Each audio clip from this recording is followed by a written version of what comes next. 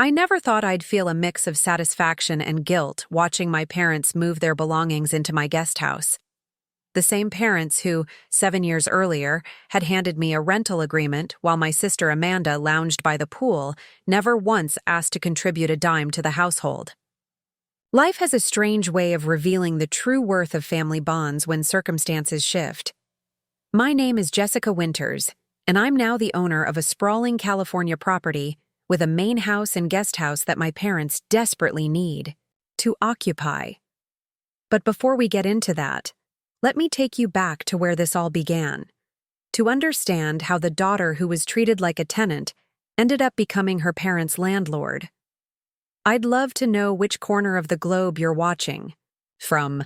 And if this story speaks to you, make sure to subscribe. Tomorrow's video is one you absolutely can't miss. It was a sweltering August afternoon when everything changed. I had just graduated with my master's degree in architectural design and returned to my parents' home in Oak Ridge, California.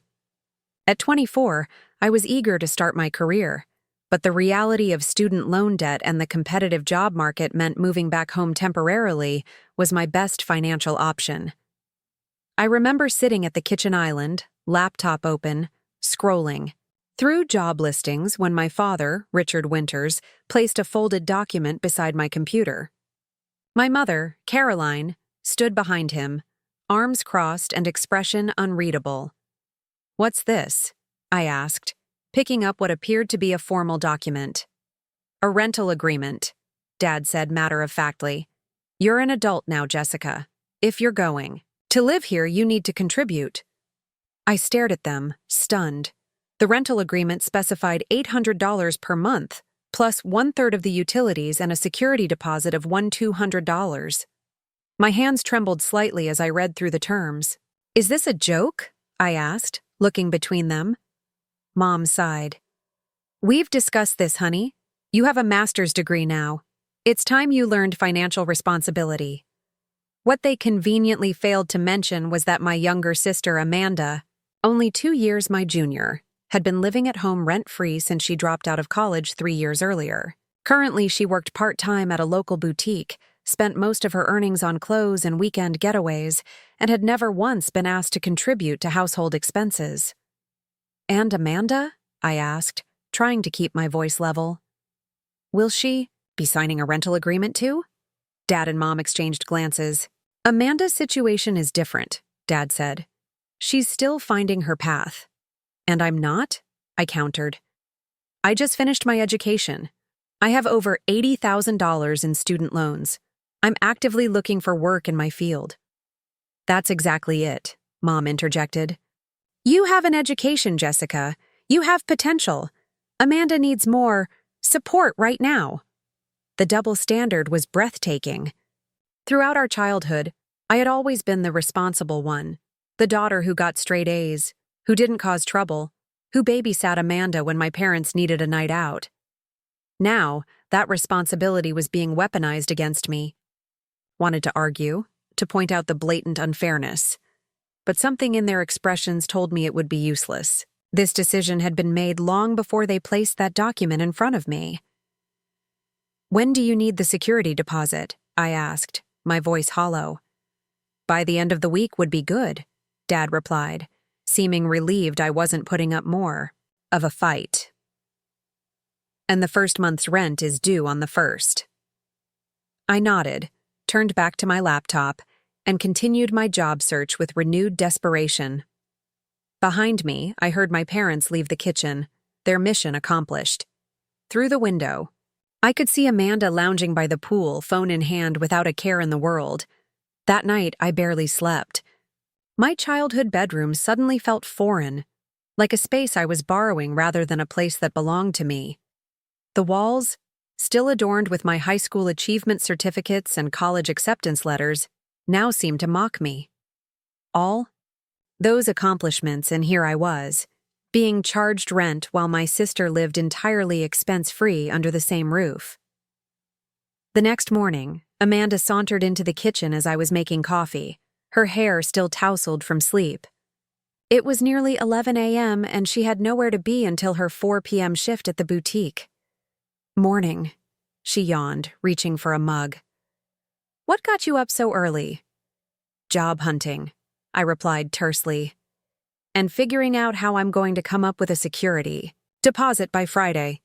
She paused, cup midway to the coffee pot. Security deposit? For what? I studied her face, realizing she genuinely had no idea. Mom and Dad are charging me rent to live here. $800 a month plus utilities. Amanda's eyes widened. Seriously? That's kind of steep, isn't it? Are they charging you rent? I asked, already knowing the answer. She shook her head. No. They've never mentioned anything like that to me. For a moment, I thought I saw a flicker of discomfort cross her face, a brief recognition of the inequity, but it vanished quickly, replaced by her usual carefree expression. Well, you did just get your master's, she offered, as if that explained everything. They probably figure you can afford it. With what job, Amanda? The one I don't have yet because I just graduated? Or should I use the money I don't have because of my student loans? She shrugged, uncomfortable with my directness.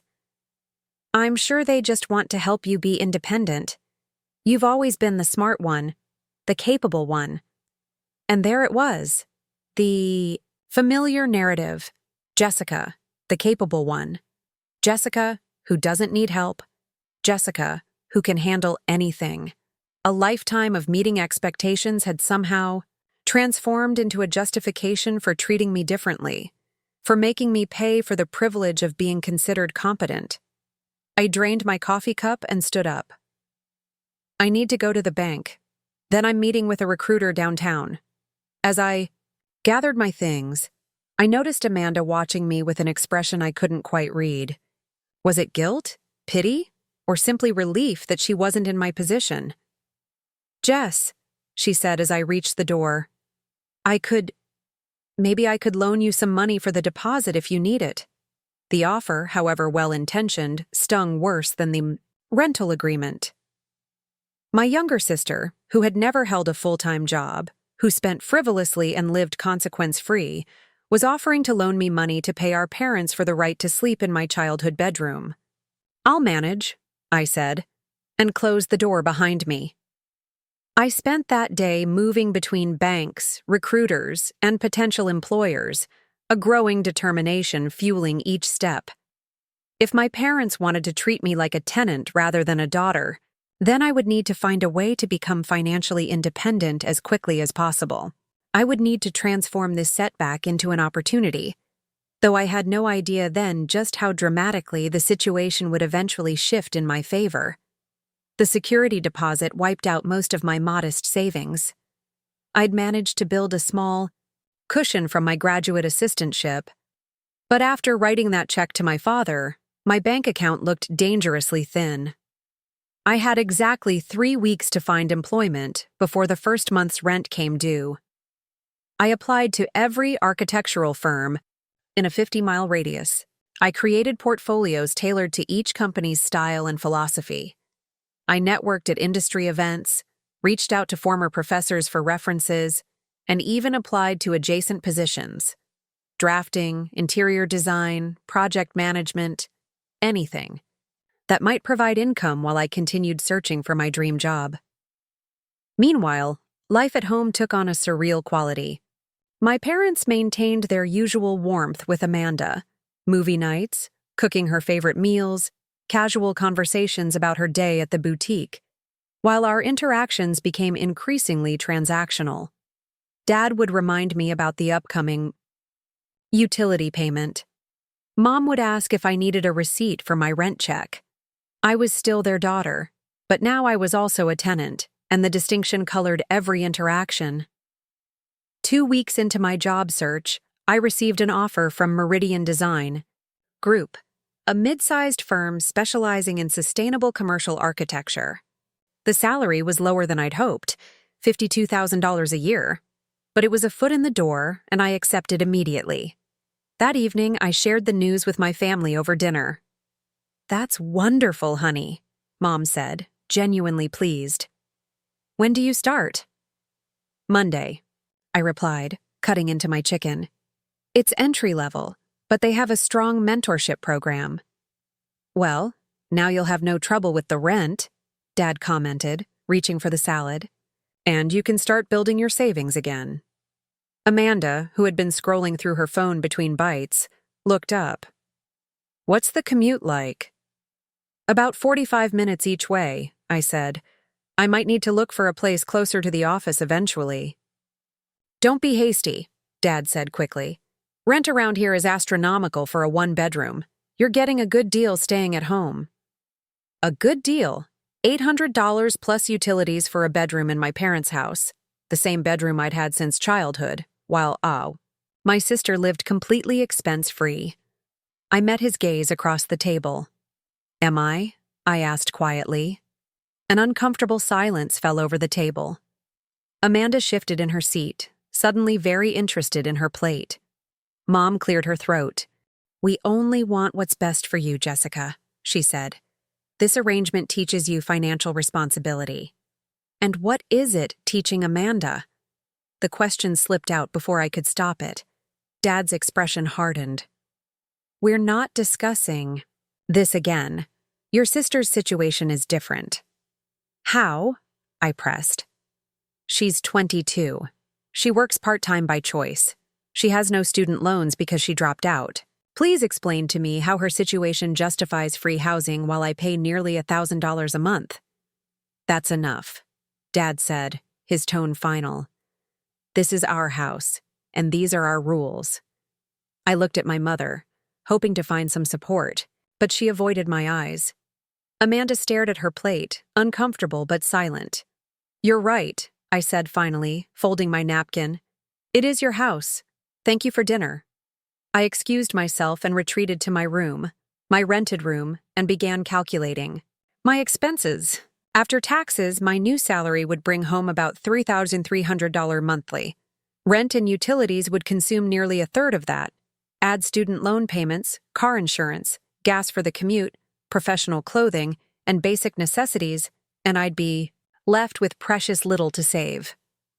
Living at home was supposed to give me a financial advantage, a chance to build savings and eventually put a down payment on my own place.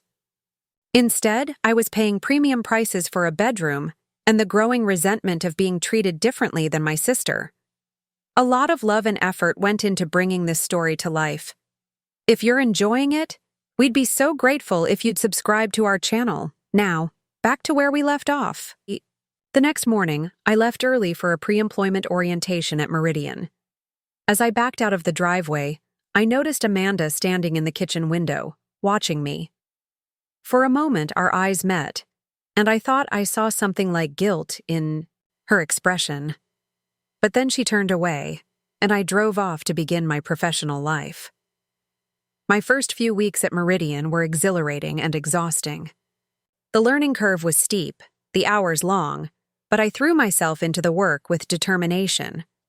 My direct supervisor, Elaine Foster, was a brilliant architect in her 40s who didn't sugarcoat feedback but recognized genuine effort. Under her guidance, I began to find my footing in the firm. You've got good instincts, Winters, she told me after I'd successfully resolved a complex issue with a client's floor plan. Raw, but good. Coming from Elaine, this was high praise. I worked harder, stayed later, volunteered for challenging projects. Every hour at the office was an hour I didn't have to spend in my rented bedroom. Every challenge met was proof that I could overcome the situation at home. One evening, about 2 months into my job, I returned home to find a note on my bedroom door. Rent increased to $900 a month starting next month. Rising property taxes. Dad. No discussion, no warning, just a $100 increase, effective immediately. I stood in the hallway, note in hand, as anger and disbelief washed over me.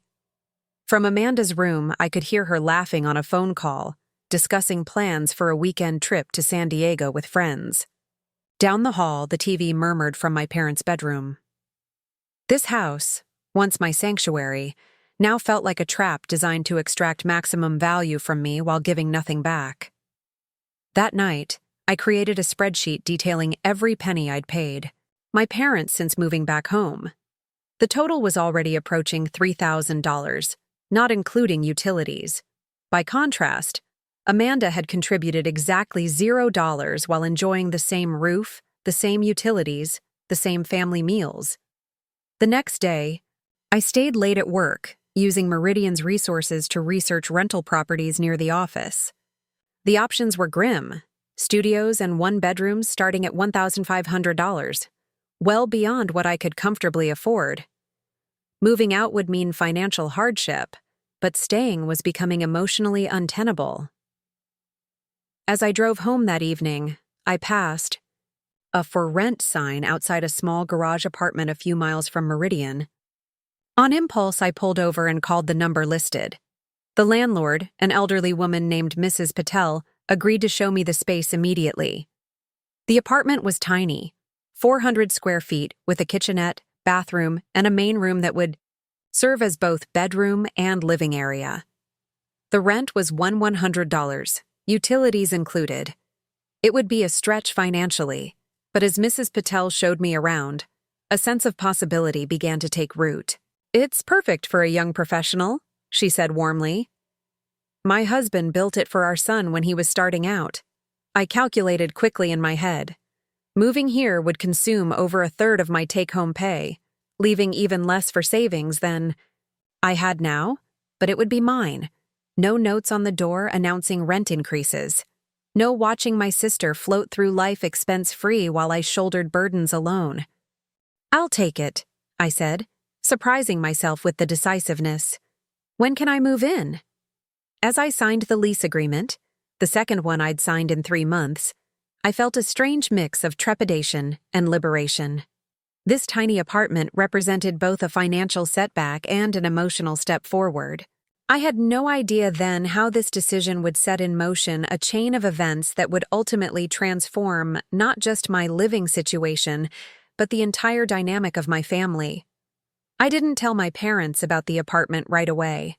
Instead, I quietly began preparations, purchasing essential furniture from thrift stores and Facebook Marketplace, setting up utilities in my name, and packing my belongings in small batches to avoid raising suspicion. 2 weeks before my move-in date, I finally broke the news over Sunday breakfast. "I've found my own place," I announced, spreading jam on my toast with deliberate calm. "I'll be moving out at the end of the month." The silence that followed was deafening. Dad lowered his newspaper slowly, expression unreadable. Mom's coffee cup hovered midway to her lips. Amanda, surprisingly, was the first to react. "You're moving out? Where to?" She seemed genuinely shocked, as if the possibility had never occurred to her. "A small apartment near work," I replied. "It'll cut my commute significantly." Dad cleared his throat. "This is rather sudden, Jessica. Is this about the rent increase? Because we can discuss." "It's not about the money," I interrupted, though, of course, it partly was. "It's about independence. I'm 24 with a full-time job. It's time." "But you've only been working for a few months," Mom protested. "Wouldn't it make more sense to build your savings a bit longer?" The irony wasn't lost on me. After months of treating me like a tenant, they were now arguing that I should stay, continue paying them rent, rather than establish my own household. "My decision is made," I said firmly. "I've signed a lease." Dad's expression darkened. "That was premature. You should have discussed this with us first." "Why?" I asked simply. "Amanda doesn't discuss her financial decisions with you. Why should I?" The comparison hung in the air, uncomfortable and unavoidable. Mom glanced anxiously between us, while Amanda studied her plate with sudden intensity. "This isn't about your sister," Dad said, his voice tight. "No, it never is," I agreed. "And that's exactly why I'm leaving." I stood up, appetite gone. "I appreciate everything you've done for me, but it's time I lived on my own terms." The remaining 2 weeks at my parents' house were tense. Dad was coldly polite, clearly disapproving of my decision, but unwilling to engage further. Mom fluctuated between concern about my finances and hurt that I was leaving so abruptly. Amanda seemed confused by the whole situation, as if only now realizing the disparity in how we'd been treated. The day before my move, she appeared in my doorway as I packed the last of my belongings. "Need any help?" she offered tentatively. I looked up, surprised. "Sure. You can box up those books." We worked in silence for a few minutes before she spoke again. "I didn't know they were charging you so much," she said quietly. "Not until recently." "Would it have mattered if you did?" I asked, not unkindly. She considered this, folding a sweater with unusual care. "I don't know. I never thought about it much. You've always been so together, so capable." "Being capable doesn't mean I don't need support," I said. "It doesn't mean I should have to pay for the privilege of being part of this family when you don't." Amanda looked stricken. "Is that how you see it?" "How else should I see it?" I placed the last of my clothes in a suitcase and zipped it shut. "We're both adults. We're both their children. But only one of us is charged rent." "I've offered to pay," she admitted, surprising me. "After I found out about your rent going up. Dad said I didn't need to, that my job at the boutique barely covers my own expenses." This new information shifted something in my perception, though it didn't change my decision. Amanda wasn't the architect of the inequality. Our parents were. "It's not your fault," I said finally, "but I need to do this for myself." She nodded, understanding in her eyes for perhaps the first time. The next day, with my car and a small rented truck packed to capacity, I said goodbye to my childhood home. The farewell was awkward, Mom teary, Dad stoic, Amanda hovering uncertainty in the background. As I pulled out of the driveway, I felt a complex mix of emotions: relief, anxiety, sadness, and a burgeoning sense of freedom. My new apartment was exactly as small as I remembered. After unloading my belongings, I stood in the center of the space, taking it all in. The secondhand furniture, the tiny kitchenette, the single window overlooking Mrs. Patel's garden. It wasn't much, but it was mine, paid for with my own money, governed by my own rules. That first night was strange. The unfamiliar sounds of the building, the absence of family moving around nearby, the complete privacy. It was both liberating and disorienting. I sat cross-legged on my new, used futon, eating takeout and scrolling, through rental listings out of habit, before realizing I no longer needed to search. I had a home now, humble as it was. The financial reality of independence hit hard that first month. After rent, utilities, groceries, student loan payments, and other essentials, my bank account was nearly empty. I started bringing lunch to work. Instead of buying it, canceled streaming subscriptions, and learned to stretch a grocery budget further than I'd thought possible. Elaine noticed the change in my habits, the packed lunches, the declined happy hour invitations, and called me into her office one afternoon. "Everything okay, Winters?" she asked, direct as always. "You seem to be pinching pennies lately." I hesitated, then decided on honesty. "I recently moved into my own place. It's a bit of a financial adjustment." She nodded thoughtfully. "Been there. First year on your own is always lean." She tapped her pen against her desk. "The Peterson project is entering phase 2 next month. I need someone to take point on the sustainability elements. It comes with a stipend. Interested?" The opportunity was exactly what I needed: additional income and valuable experience. "Absolutely," I replied without hesitation. "Good. It'll mean longer hours, weekend work sometimes. Think you can handle it?" "I can," I assured her, grateful beyond words. As I left her office, I realized that Elaine had offered me something my parents never had: recognition of my ability coupled with tangible support, not used as a justification for treating me differently than others. The Peterson project became my lifeline. The extra income helped ease my financial strain, while the additional responsibility accelerated my professional development. I threw myself into the work, staying late at the office, bringing drawings home to my tiny apartment, researching sustainable building materials during weekends. My parents called occasionally, conversation stiff and surface level. How was work? How was the apartment? Did I need anything?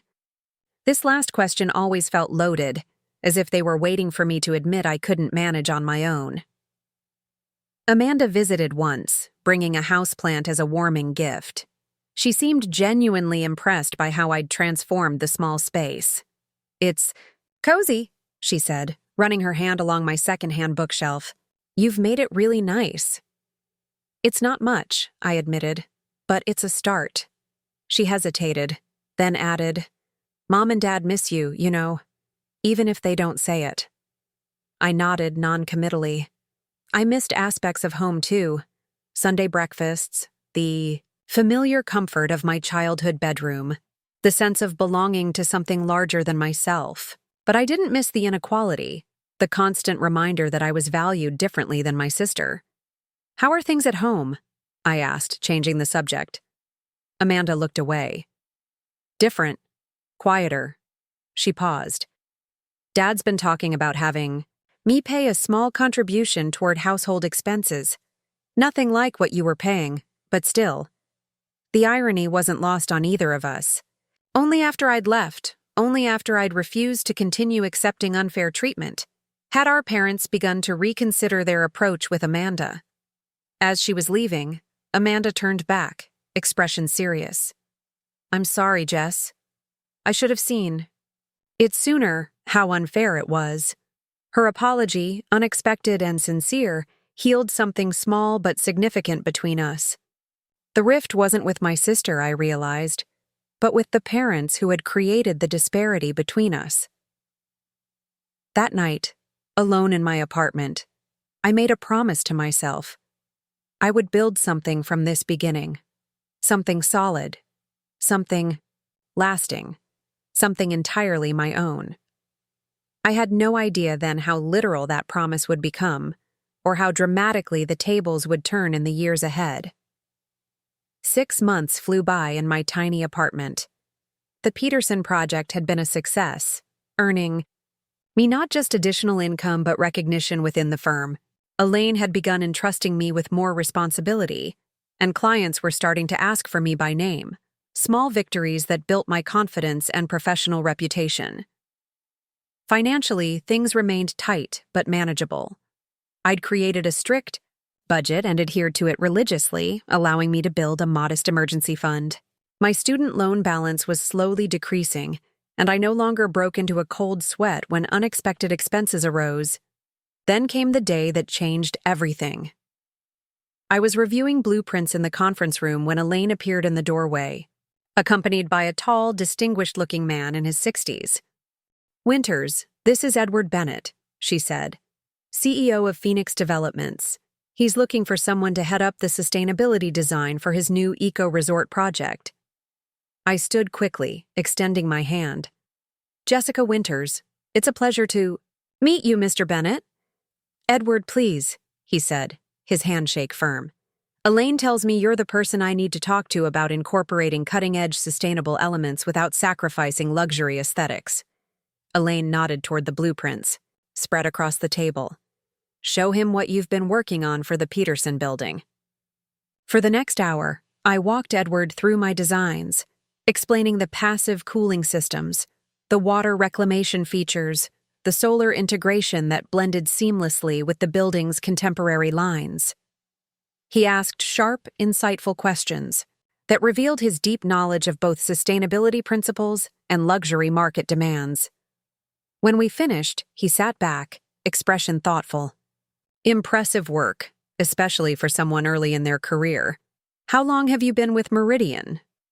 "Just over 8 months," I admitted. He raised an eyebrow. 8 months? And they've got you leading sustainability on major projects already?" "Jessica has a natural talent for balancing innovation with practicality," Elaine interjected. "She's advanced more quickly than any junior associate I've mentored." Edward nodded slowly. I can see why. He turned to me. My eco-resort project is located on 50 acres in Sonoma County. We're creating a luxury retreat with minimal environmental impact, a showcase property that will hopefully become a model for sustainable hospitality. I need someone who understands both the technical aspects and the high-end aesthetic we're aiming for. My pulse quickened. This sounded like a career-defining opportunity. I'd like you to come up to the site next weekend, he continued. See the property, discuss the vision in more detail. Assuming Meridian can spare you, he added, glancing at Elaine. She smiled. We have an excellent collaborative relationship with Phoenix Developments. I'm sure we can work something out that benefits everyone. After Edward left, Elaine explained the arrangement. Phoenix was looking to contract directly with a sustainability architect, but wanted to maintain their relationship with Meridian for other aspects of the project. If I took the job, I'd be working as an independent consultant while still retaining my position at Meridian for other projects. It's unusual, she admitted, but Edward specifically asked for you after seeing your portfolio. This could be huge for your career, Winters. And the compensation? She named a figure that made my eyes widen. That's just the consulting fee. There would be performance bonuses, too. The amount was more than 3 times my current salary.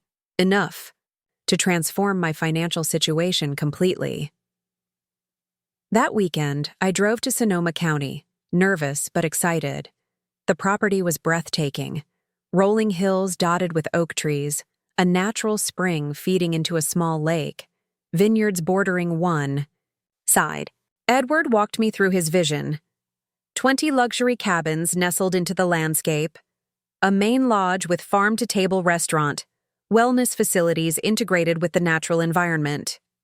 The challenge, he explained as we stood on a ridge, overlooking the property, is creating an experience that feels indulgent without compromising our commitment to sustainability.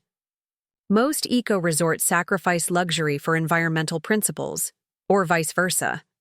I want both. By the end of the day, I was buzzing with ideas. Edward seemed equally enthusiastic about my preliminary thoughts. I have a good feeling about this partnership, he said as we concluded the tour. Send me a formal proposal by the end of next week. If it's as promising as I expect, we'll draw up contracts immediately. I worked on the proposal every evening after my regular Meridian hours, often staying up until 2 or 3 a.m. The vision consumed me, a chance to create something truly groundbreaking, to put my name on a project that could redefine eco-luxury hospitality. When I finally submitted the proposal, Edward responded within hours. This exceeds all expectations. Let's move forward immediately.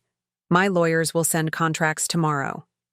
The following week was a whirlwind of negotiations, contract reviews, and planning. Elaine helped me navigate the complexities of establishing myself as an independent consultant while maintaining my role at Meridian. By Friday, everything was finalized. I would be the lead sustainability architect for Phoenix's eco-resort, with a contract that guaranteed substantial income for at least the next 2 years. That evening, I sat in my tiny apartment, staring at the signed contracts spread across my futon. For the first time since graduation, I felt financially secure, more than secure, actually. The Phoenix contract alone would generate enough income for me to consider buying property instead of renting, to accelerate my student loan payments, to build real wealth rather than just scraping by. I called Amanda to share the news, our relationship having gradually improved since my move. "That's incredible, Jess," she exclaimed after I explained the opportunity. "We should celebrate. Dinner tomorrow night? My treat." We met at a nice restaurant downtown, nicer than I would have normally chosen given my budget, but fitting for the occasion. Amanda arrived with a small gift bag. "What's this?" I asked as she pushed it across the table. "Just a little congratulations present." "Open it." Inside was a beautiful leather portfolio case with my initials embossed in the corner. "For your big important meetings with rich clients," she said with a grin. "Thank you," I said, genuinely touched. "It's perfect." Over dinner, Amanda updated me on family news. She had recently been promoted to assistant manager at the boutique and had started taking business classes at the community college. "I'm trying to be more like my big sister," she admitted. "More focused, more driven." "And how are Mom and Dad?" I asked cautiously. Our relationship had remained cordial but distant since my move. Amanda hesitated. "They're adjusting. Dad's company is going through some changes. Restructuring, he calls it. And Mom's been talking about going back to work part-time." She fidgeted with her napkin. "They've started having me contribute to groceries and utilities. Nothing major, but still." I nodded, processing this information. It seemed my departure had indeed triggered some recalibration in the family dynamic. "Have you told them about the Phoenix project?" she asked. "Not yet," I admitted. I wasn't sure they'd be interested. "They would be," Amanda insisted. "Despite everything, they're proud of you, Jess. They just have a weird way of showing it." I wasn't so sure, but I promised to call them with the news. When I did the next day, their reaction was mixed. Enthusiasm about the professional opportunity, tempered with concern about the unconventional arrangement. "It sounds risky," Dad cautioned. "Consulting isn't as stable as a regular position." "The contract guarantees minimum compensation well above my current salary," I explained patiently. "And it keeps the door open for continued work with Meridian." "Well, you've always known what you're doing," Mom said, in what I supposed was meant to be a compliment, but landed as another reminder of their hands-off approach to my success, so. I hung up. I realized something important. Their approval no longer mattered the way it once had. I had built this opportunity myself, through my own talent and hard work. The validation I needed now came from within, and occasionally from mentors like Elaine, who supported my growth while recognizing my contributions. The Phoenix project was about to change my life in ways I couldn't yet imagine, opening doors I'd never dreamed possible, and ultimately reshaping my relationship with my family in the most unexpected ways. The first 6 months of the Phoenix project transformed both my professional standing and my financial reality. Edward proved to be not just a visionary client, but a valuable mentor, introducing me to his extensive network of developers, investors, and industry leaders. My innovative, sustainable designs for the eco-resort garnered attention in architectural publications, and I began receiving inquiries about similar projects. Meanwhile, the consulting fees allowed me to make significant changes in my personal life. I paid off the remaining balance on my student loans, a moment of profound relief after years of monthly payments hanging over my head. I upgraded from my tiny garage apartment to a comfortable one-bedroom in a modern building closer to downtown. I started building a substantial investment portfolio, following advice from a financial advisor Edward had recommended. My relationship with Meridian evolved as well. Elaine restructured my position to accommodate my consulting work, reducing my in-office hours while keeping me involved in key projects. The arrangement benefited everyone, Meridian maintained their connection to the high-profile Phoenix development, while I gained the flexibility to pursue additional consulting opportunities. "You're becoming quite the entrepreneurial architect," Elaine remarked one afternoon as we reviewed my reduced Meridian schedule. "I wouldn't be surprised if you start your own firm within a few years." The idea had already been forming in the back of my mind, but hearing Elaine voice it made it seem more tangible. "Would that disappoint you?" I asked, genuinely curious about her reaction. She smiled. "Not at all. The best mentors create colleagues, not perpetual subordinates. Besides," she added with a wink, "I'd expect preferential collaboration rates if you do branch out on your own." As my professional life flourished, my interactions with my family settled into a new pattern. Amanda and I had dinner together every couple of weeks, our relationship stronger now that we were both establishing independent adult lives. She had moved into a shared apartment with 2 friends from her business classes and was taking her career more seriously, having enrolled in a full merchandising program at the local college. My parents remained more distant. We spoke on holidays and birthdays, exchanged occasional text messages, but rarely discussed anything substantive. They seemed unsure how to relate to my success, how to bridge the gap that had formed when I left their home. Then came the call that signaled another shift in our family dynamic. It was a Tuesday evening, and I was reviewing sustainability certifications for the Phoenix project when my phone lit up with Dad's number. Unusual, since he typically called on weekends, if at all. "Dad," I answered, setting aside my work. "Everything okay?" There was a pause before he spoke. "Jessica, yes, everything's—" Another pause. "Actually, no, things aren't exactly okay." The hesitation in his voice, so uncharacteristic of my decisive father, immediately put me on alert. "What's wrong? Is it Mom? Amanda?" No, everyone's healthy," he assured me quickly. It's work. The company's downsizing. After 26 years, they're eliminating my entire department." I sat back, processing this news. My father had been with Westbrook Manufacturing since before I was born, working his way up from the production floor to operations management. The company had been the bedrock of our family's financial stability throughout my childhood. "I'm sorry to hear that," I said sincerely. "What are they offering for severance?" 3 months' salary, he replied, and continuation of benefits for that period. "It's not terrible, but not enough to maintain your lifestyle long-term," I finished for him. "Exactly." He sighed heavily. "At my age, finding a comparable position won't be easy. The industry has changed significantly. Many of my skills are considered outdated now." "What about your retirement accounts?" I asked, trying to assess the full picture. Another uncomfortable pause. "We've had to draw from those more than we planned over the past few years. The house needed a new roof, and then there were some investments that didn't pan out as expected." The subtext was clear. Their financial situation was precarious. After years of comfortable stability that had somehow never extended to reducing my rent or helping with my student loans, they were facing uncertainty. "I see," I said, keeping my tone neutral. "What's your plan?" "That's partly why I'm calling," he admitted.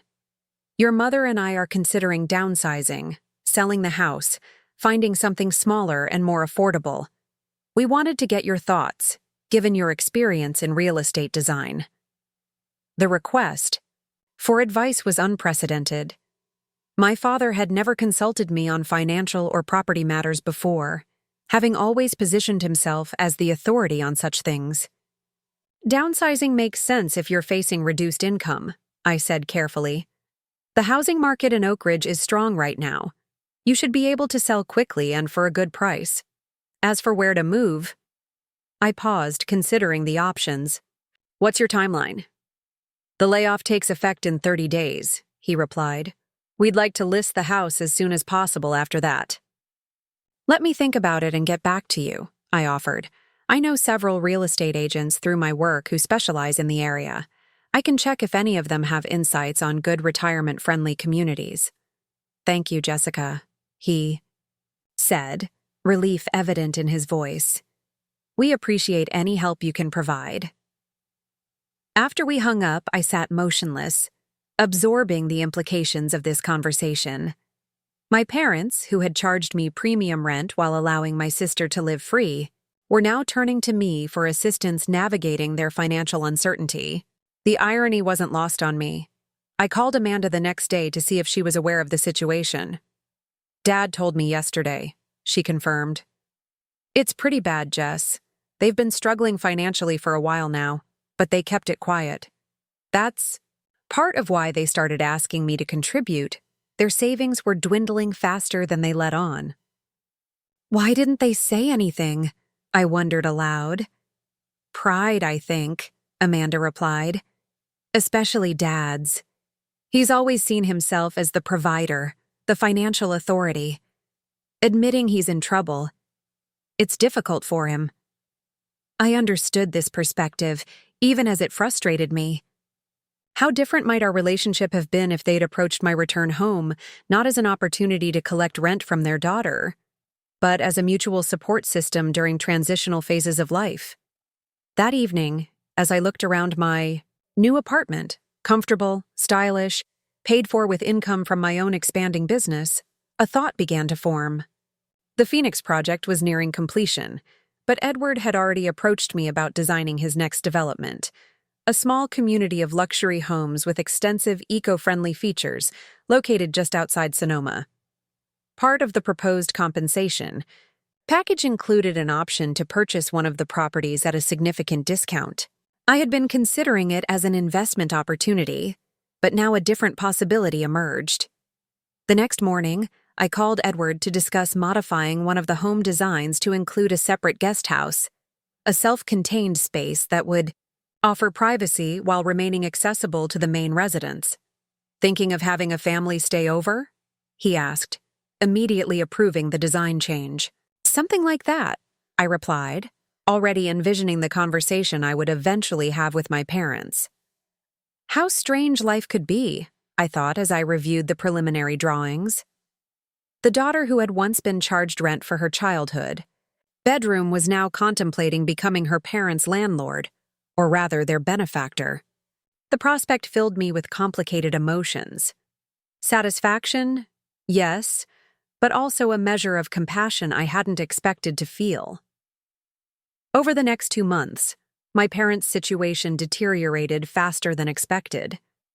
Dad's severance package barely covered their existing expenses, and their efforts to sell the house stalled when a home inspection revealed significant foundation issues they hadn't been aware of. Problems that would require costly repairs before any sale could proceed. Kept tabs on the situation through Amanda, who visited them regularly. "They're burning through their savings," she reported during one of our dinner meetups. "And Dad's job search isn't going well. He's had a few interviews, but nothing's panned out. They're starting to get desperate." Meanwhile, my own career continued its meteoric rise. The Phoenix Eco Resort opened to rave reviews, with architectural and travel publications highlighting my sustainable design elements as innovative industry benchmarks. Edward's new development, now officially named Sonoma Terraces, was moving forward rapidly, with my modified design for Lot 7, including the spacious guest house, approved and ready for construction. The timing seemed fated, just as my parents' financial foundation crumbled. I was positioning myself to purchase a property that could potentially solve their housing crisis. Yet I hesitated to offer this solution directly, unsure how my father's pride would receive such a role reversal. The decision was accelerated by an unexpected phone call from my mother one Sunday afternoon. "Jessica," she began, her voice strained in a way I'd rarely heard. "I hope I'm not interrupting anything important." "Not at all," I assured her, setting aside the preliminary sketches for another potential project. "What's going on?" She took a deep breath. "Your father didn't want me to call, but I think we need to be honest about our situation. We've depleted our emergency fund, and the house repairs are going to cost more than we can afford. The bank, they're not willing to extend our home equity line any further." I waited, allowing her the space to continue at her own pace. "We're considering bankruptcy," she finally admitted. "The house will probably go into foreclosure unless we can find a solution quickly." The word foreclosure hung heavily between us. Despite everything, I couldn't bear the thought of my parents losing their home of nearly 3 decades in such a humiliating manner. "Have you looked into selling as is?" I asked, though I already suspected the answer. "We've tried," Mom confirmed. "The foundation issues are scaring away buyers, and the few offers we've received have been insultingly low." I made a quick decision. "I'm coming over tonight. We should discuss this in person, all of us together." There was a pause, then, "All of us?" "You, Dad, Amanda, and me," I clarified. "This affects the whole family. We should approach it together." That evening, we gathered around the dining table where so many family discussions had taken place over the years. Birthdays, holidays, the fateful conversation about my rent. The atmosphere was tense, my father's posture rigid with barely contained distress. "Let me start by saying I appreciate Mom reaching out," I began carefully. "Family should be able to discuss difficult situations openly." Dad shifted uncomfortably, but remained silent. Amanda gave me an encouraging nod. "I understand you're facing foreclosure if the foundation repairs can't be addressed," I continued. "Given the circumstances, I'd like to propose a solution." I laid out the situation with Sonoma Terraces, the luxury eco-development, my role as lead sustainability architect, and most importantly, my option to purchase Lot 7 at a significant discount due to my involvement with the project. "The property includes a main house and a separate guest house," I explained, pulling up renderings on my tablet to show them. "The guest house is fully self-contained, 1 bedroom, 1 bathroom, kitchen, living area, and a private patio. It's small but high quality, construction with all the amenities you'd need." My parents exchanged puzzled glances. "What exactly are you suggesting?" Dad asked, speaking for the first time since my arrival. I met his gaze directly.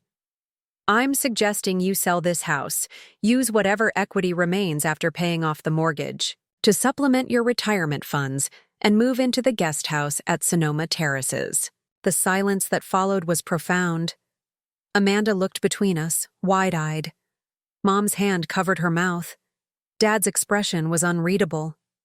"You want us to live in your guest house?" he finally said, his tone flat. "Yes," I replied simply. "The location is beautiful. Vineyard views, walking trails nearby. The development includes a clubhouse with a pool and fitness center. And you'd have your own private space while still being close enough that we could see each other regularly." "And what would we pay you for this arrangement?" Dad asked, the business side of his mind clearly calculating costs. This was the moment of truth, the complete reversal of our previous dynamic. "Nothing," I said. "You would live there rent-free." Dad's eyebrows shot up. "We can't accept charity, Jessica, not even from our daughter." I had anticipated this response. "It's not charity. Think of it as an advance on inheritance, if that helps. Or consider that I paid nearly $20,000 in rent to live in my childhood bedroom. This balances the ledger, in a way." The reference to my previous rent payments hung in the air, uncomfortable but impossible to ignore. Mom glanced downward, a flush of what might have been shame coloring her cheeks. Dad's jaw tightened, but he didn't dispute the point. Amanda broke the tension. "I think it's a great solution. The guest house looks beautiful, and Sonoma is only an hour from here. You'd be close enough to maintain your social connections but have a fresh start somewhere new." Mom looked up, hope cautiously entering her expression. "It is a beautiful area. We vacationed near there when you girls were young. Remember? That little bed and breakfast with the garden?" I nodded, grateful for her attempt to find positive associations with the idea.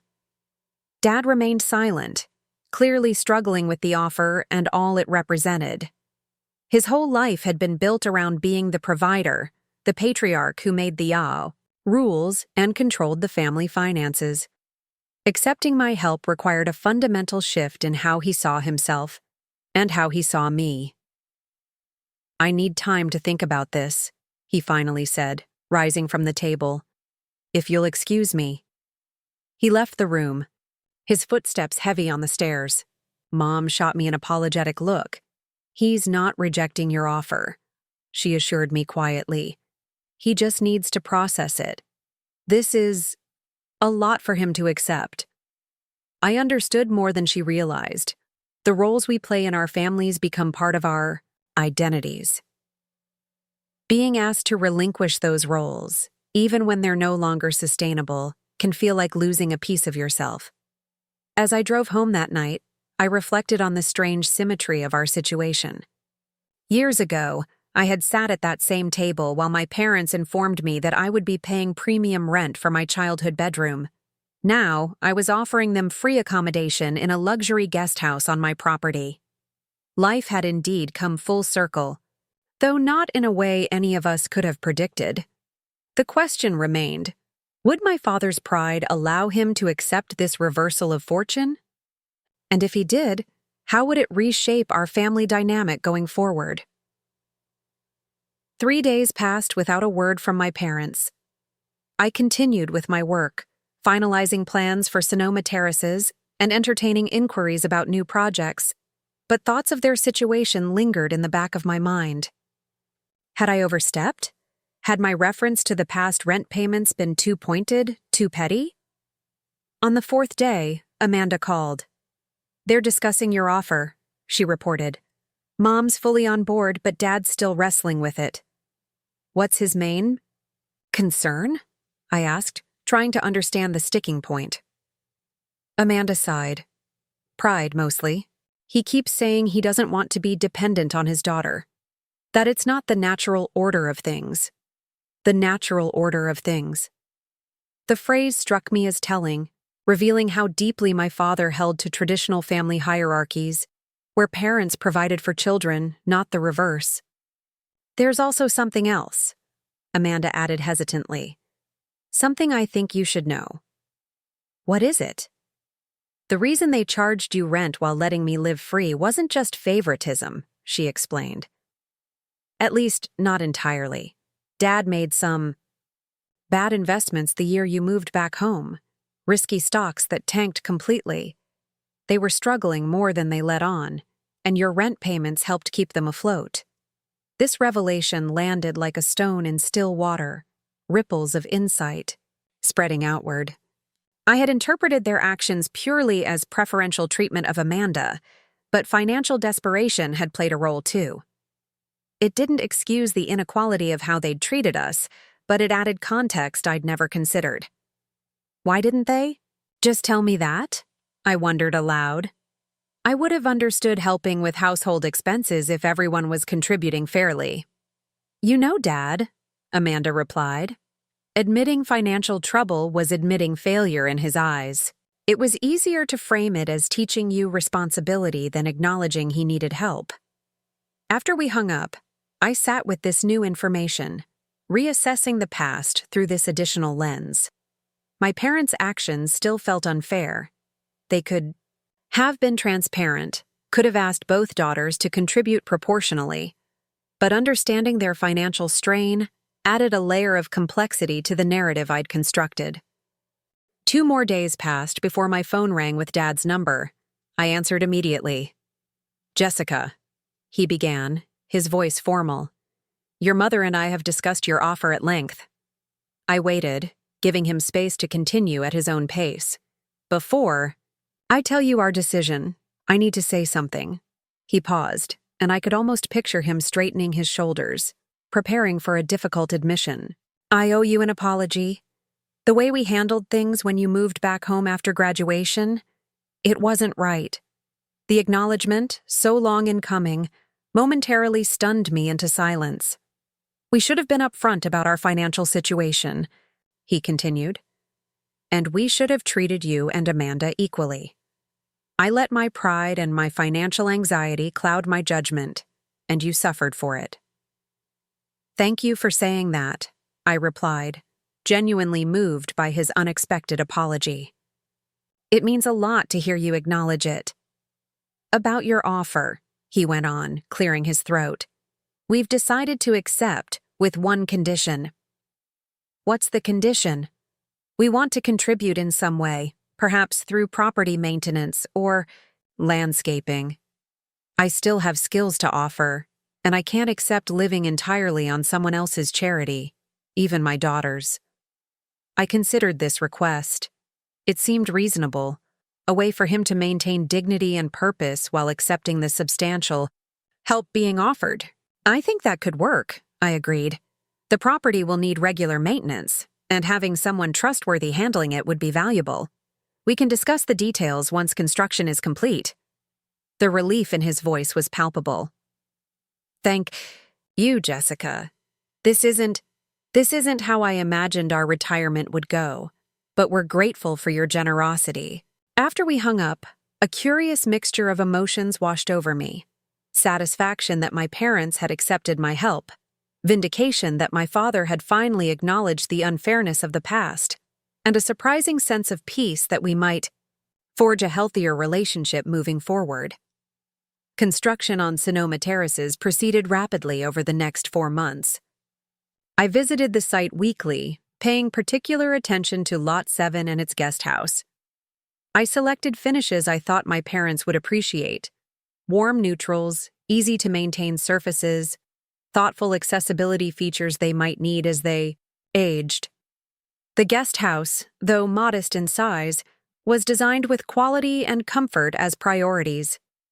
Meanwhile, my parents began the painful process of downsizing, sorting through nearly 30 years of accumulated possessions to determine what would fit in their new, smaller living space. Amanda and I helped on weekends, the 4 of us slowly working through rooms of memories and possessions.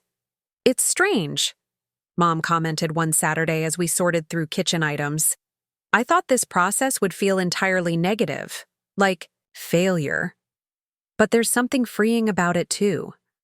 All these things we've been maintaining, cleaning, storing. Did we really need them?" Even Dad seemed to find unexpected liberation in the downsizing process.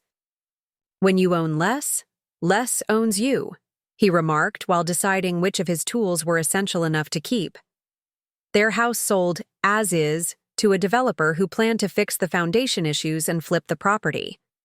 The price was lower than they'd hoped, but sufficient to clear their mortgage and provide a modest cushion for other expenses. 2 weeks before the scheduled move, I took my parents to see their nearly completed guest house for the first time. As we drove through the beautiful countryside surrounding Sonoma Terraces, their apprehension gradually gave way to appreciation of the setting.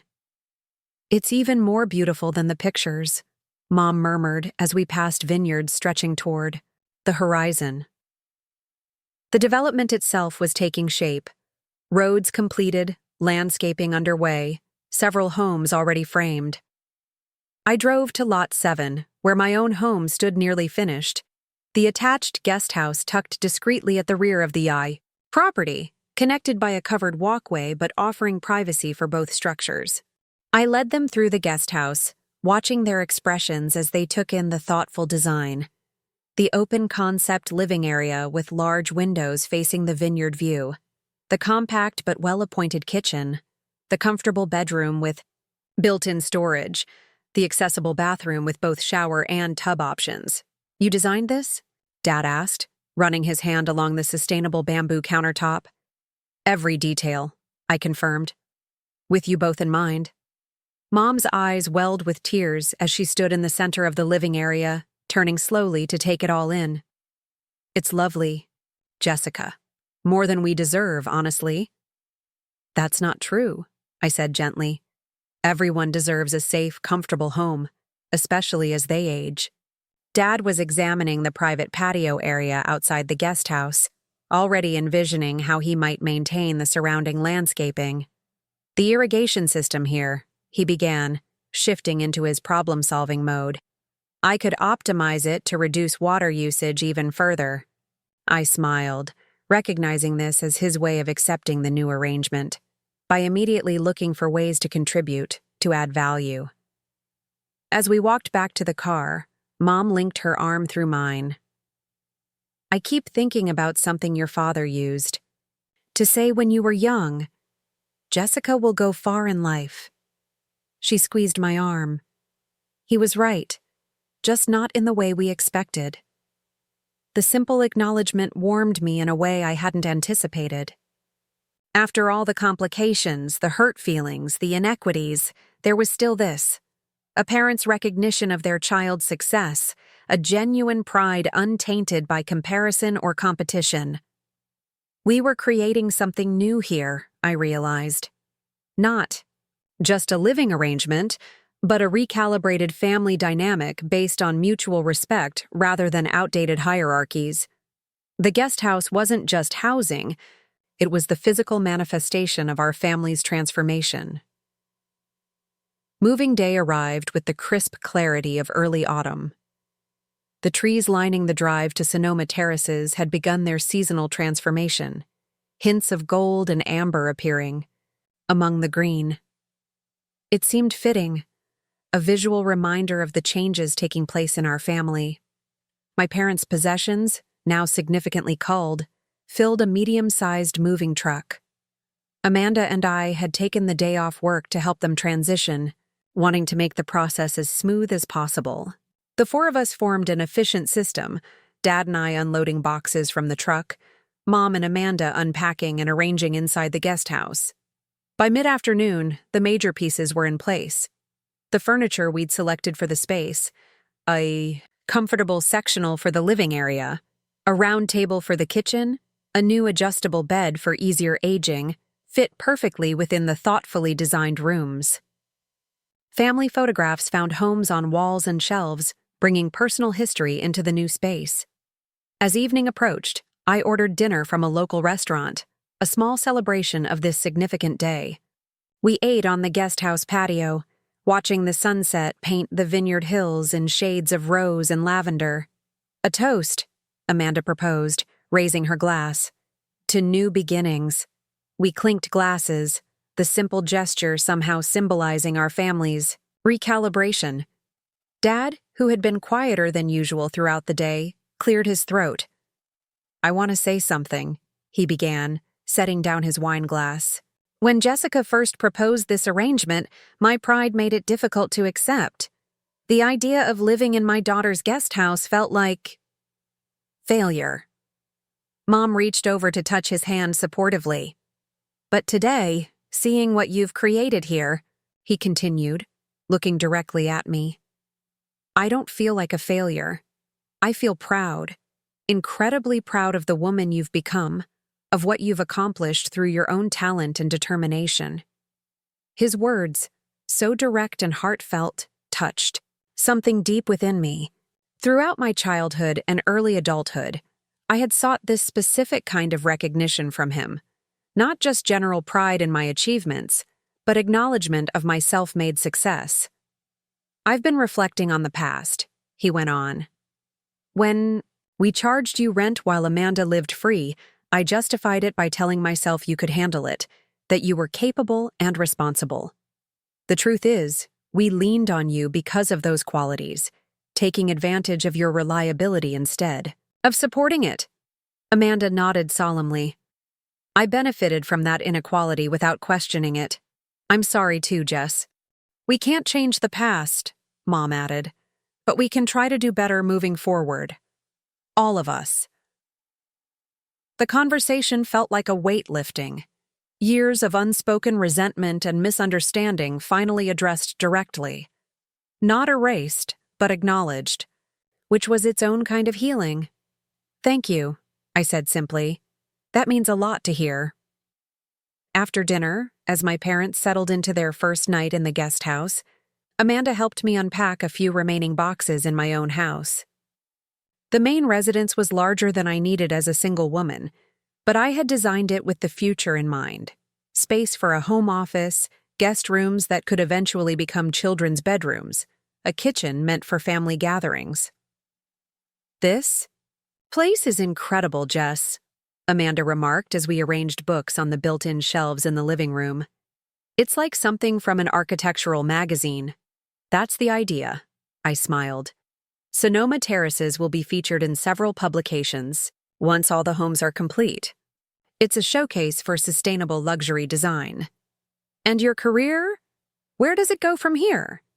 I shared my evolving plans, the possibility of starting my own firm specializing in sustainable residential architecture, the other developers who had approached me after seeing the Phoenix Eco Resort, the speaking engagements I'd been invited to at design conferences. "It's hard to believe how much has changed in just a few years," Amanda mused. "You went from being charged rent for your childhood bedroom to all this." She gestured around the beautifully designed space. "Life takes unexpected turns," I agreed. "What about you? How's the merchandising program going?" Her eyes lit up as she described her coursework and internship at a local retailer. "I'm thinking of specializing in sustainable fashion, ethical sourcing, eco-friendly materials. Your success has been inspirational, actually. seeing how you've built your career around environmental principles while still achieving commercial success. The acknowledgement that my journey had positively influenced her path felt like another piece of healing between us. The competitive dynamic our parents had inadvertently fostered was being replaced by mutual support and appreciation. Later that evening, after Amanda left to drive back to her apartment in the city, I stood on my back deck, looking toward the guest house where warm light glowed from the windows. My parents were inside, beginning this new chapter of their lives, a chapter that would be inextricably linked with mine. The emotional landscape between us remained complex. There was forgiveness, yes, but also memory. Understanding, but also awareness that some patterns might never fully disappear. Yet beneath these complexities lay a foundation of family connection that had somehow survived the strain of inequity and resentment.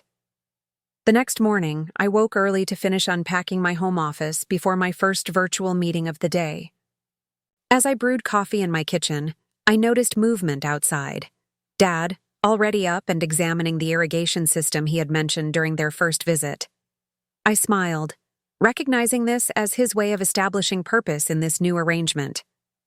Not as the family patriarch holding financial power, but as a contributor offering valuable skills and support. It was a healthier dynamic for all of us. That afternoon, between meetings, I walked over to the guest house to check on them. I found Mom arranging a small herb garden in containers on the patio, her expression peaceful as she worked with the plants. "This spot gets perfect morning sun," she explained, gesturing to her carefully positioned pots of basil and thyme. "I thought fresh herbs would be nice for cooking." "It's perfect," I agreed. "Actually, I was hoping to ask a favor. I have clients coming to see the main house tomorrow, potential buyers for another lot who want to see my design aesthetic.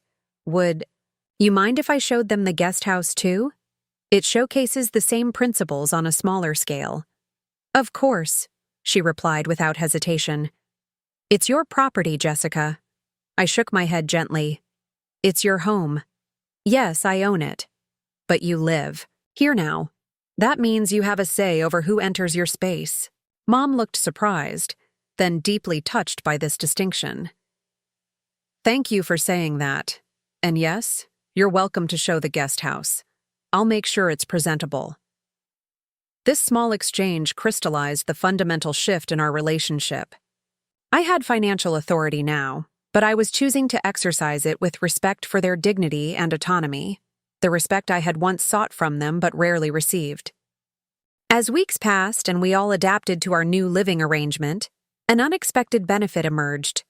The physical proximity was helping to heal old emotional distances. Sunday dinners became a regular tradition, sometimes in my house, sometimes in the guest house. Dad found purpose maintaining the property grounds, applying his operations management experience to create efficient systems for landscaping and home maintenance. Mom, freed from the burden of maintaining a too-large house, rediscovered her passion for gardening and cooking. And I, the daughter who had once been treated as a tenant, found myself growing into the role of homeowner and provider, with a grace I hadn't known I possessed, offering support without lordship, maintaining boundaries without building walls. 1 year after my parents moved into the guest house, we gathered to celebrate multiple milestones. Sonoma Terraces had been completed to wide acclaim, my sustainable designs featured in architectural publications around the country. I had officially launched my own firm, Winter's Sustainable Design, with a growing team and portfolio of eco-luxury projects, and Amanda had graduated from her merchandising program, securing a position with an ethical fashion retailer. The occasion called for something special, so I arranged a private dinner at the Sonoma Terraces clubhouse, inviting not just my family, but also key figures from my professional journey, Elaine from Meridian, Edward Bennett, and several clients who had become friends. The evening had a surreal quality. Here I was, hosting a sophisticated gathering with industry leaders, while my parents, who once charged me rent for my childhood bedroom, now watched with genuine pride. The reversal was complete, yet it no longer carried the sting of resentment. I might once have anticipated. During a quiet moment, as guests mingled before dinner, Dad approached where I stood looking out over the property. "Quite a view," he remarked, nodding toward the illuminated pathways and thoughtfully designed landscaping. "I remember when this was just dirt and blueprints." I smiled. "Your irrigation adjustment saved us nearly 15% on water usage this summer. The developers are implementing your system across all the common areas now." His eyes lit up with quiet satisfaction. "Just applying principles I learned in manufacturing. Efficiency is efficiency, whether it's an assembly line or a sprinkler system." We stood in comfortable silence for a moment, appreciating how our relationship had evolved to this point of mutual respect. His expertise was valued, my accomplishments were recognized. Neither of us needed to diminish the other to feel secure in our own worth. "I've been thinking about your mother's birthday next month," he said eventually. "I'd like to do something special, but on my limited income." "What did you have in mind?" I asked. He described a weekend trip to a coastal town my mother had always loved, where they had honeymooned decades earlier. "There's a bed and breakfast there," she's mentioned several times. "Nothing extravagant, but meaningful." "That sounds perfect," I agreed. "Let me help with the cost." He shook his head, a familiar pride rising. "I've been saving, but—" I interrupted, gently. "Consider it repayment for all those family vacations you funded when we were kids. My treat, no strings attached." After a moment's hesitation, he nodded. "She'd love that. Thank you." This small exchange encapsulated our new dynamic, honest about financial realities, respectful of pride and dignity, generous without weaponizing that generosity. We had found balance. After dinner, as guests enjoyed dessert and coffee, Edward clinked his glass for attention.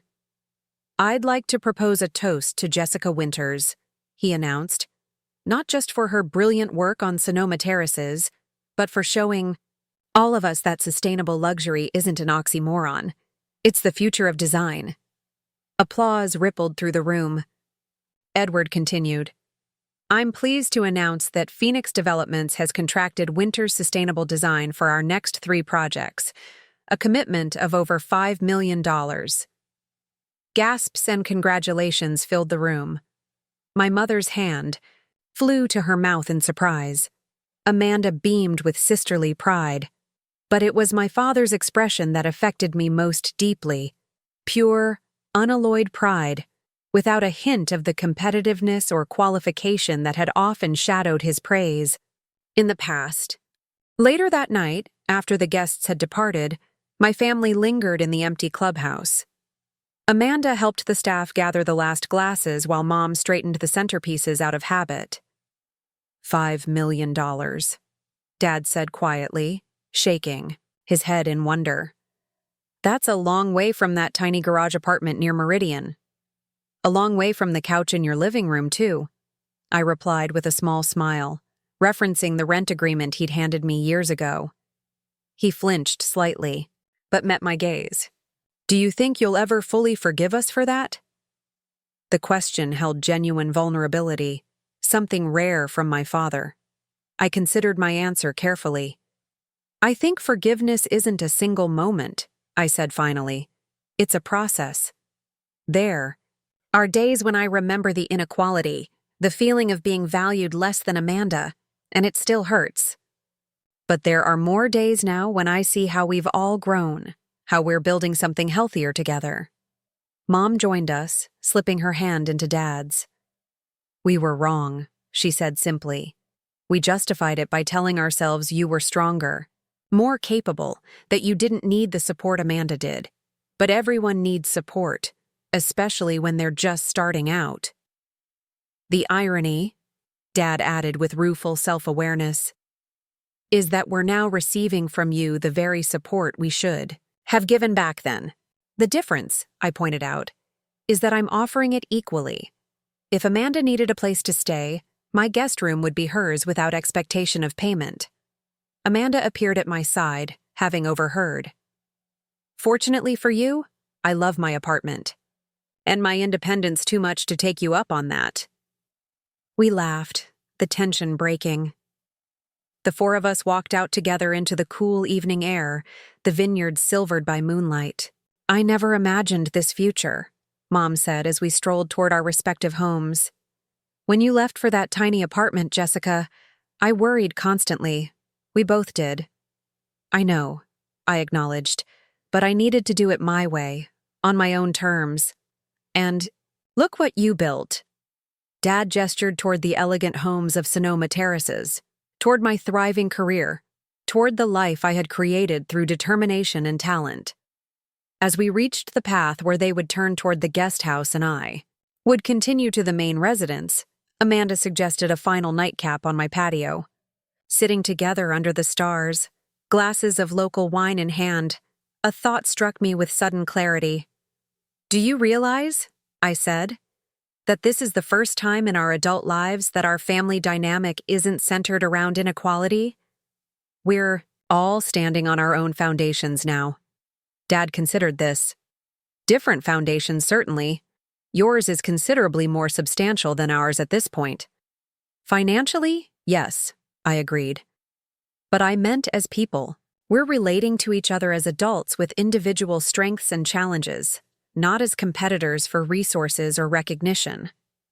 Mom raised her glass. "To foundations, then. May we continue building stronger ones together." As our glasses clinked, in the moonlight, I felt the final pieces of resentment loosen their hold on my heart. The path to this moment had been complicated, marked by hurt and healing, distance and reconciliation. The daughter who had once been charged rent for her childhood bedroom was now the successful architect providing housing for her parents. The reversal was complete, but it wasn't about vengeance or vindication anymore. It was about coming full circle with greater wisdom, about transforming an unequal past into a more balanced future where all of us could belong authentically, valued, for who we were rather than what we could provide. Life indeed works in strange and unexpected ways, I thought as we sat together under the Sonoma stars. Sometimes it takes losing your place to find your purpose, and sometimes the most meaningful structures we build aren't made of wood and stone, but of forgiveness, understanding, and the courage to create new patterns from the fragments of broken ones. The morning sun filtered through the floor-to-ceiling windows of my home office, illuminating the designs spread across my desk. Winter's sustainable design had grown beyond my wildest expectations, with a team of 15 architects and designers working from our headquarters in San Francisco.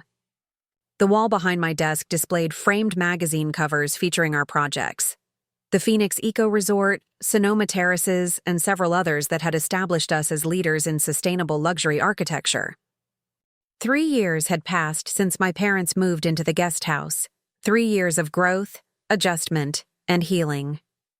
The arrangement that had once felt like such a dramatic reversal of roles had settled into something natural and mutually beneficial. My intercom buzzed. "Ms. Winters," my assistant's voice came through. "Your 10 a.m. appointment is here." "Thanks, Melissa. I'll be right there." I gathered my portfolio and stepped out to greet my visitors, a young couple looking to build their first home using sustainable principles. As I led them to the conference room, we passed the wall of employee photos where Amanda's picture hung among the others. After completing her merchandising program, she had surprised me by expressing interest in the business side of my firm. Now she managed our client relations and marketing, her natural social skills and growing business acumen proving invaluable to our expansion. "My sister will join us shortly," I explained to the clients. "She oversees all our client experience processes." After the meeting, Amanda and I had lunch in my office, discussing the couple's project and several others in our pipeline. "Did you remind Dad about the sustainability conference next month?"